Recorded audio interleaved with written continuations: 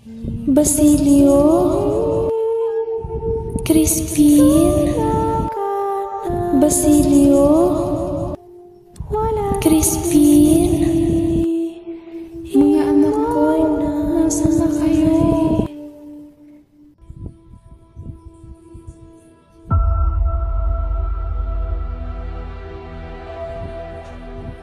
Nasa gitna ng madilim na kakahuyan, gulo-gulo ang buhok, marungis ang kasuotan, naghahabol ng hininga, tila nawawala sa sarili, paikot-ikot at panay ang lingon, parang may hinahanap.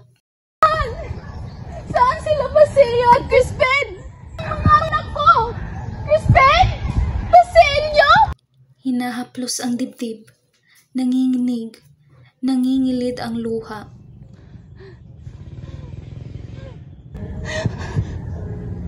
Hindi! Hindi niyo iiwan ang inyong ina! Hindi kayo mawawala ng ganito! Nasa kumbento lang kayo! Hinahanap niyo ako! Siguro, nagtatago lang kayo! Iniisip na lalaruin natin yung paborito ninyong taguan! Tatawa ng mahina, ngunit biglang mapapahinto, sa kadahandahang tutulo ang luha. Ngunit, bakit ganito ang pakiramdam ko? Bakit napakabigat? Parang hindi ko na kayo makikita.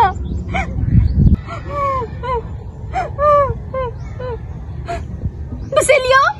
Crispin? Mga anak ko! Ako ito! Ang iyong ina! Huwag kayong matakot, lumapit kayo sa akin. Yakapin niyo ako! Basilio, Crispin, mga anak ko, nasaan na kayo?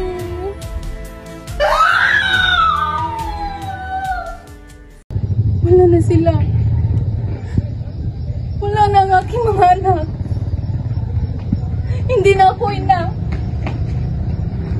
Wala na akong halaga.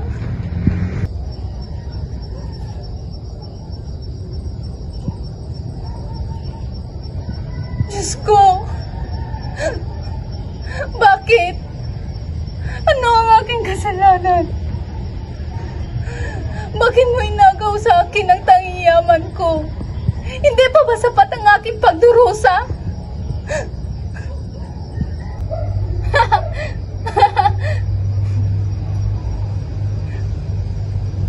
Basilio, Crispin, naghihintay pa rin ako.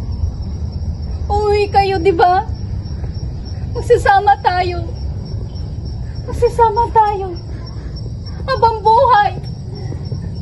Crispin, Basilio, Crispin, Basilio. Sa ating mga mata, isa lamang siyang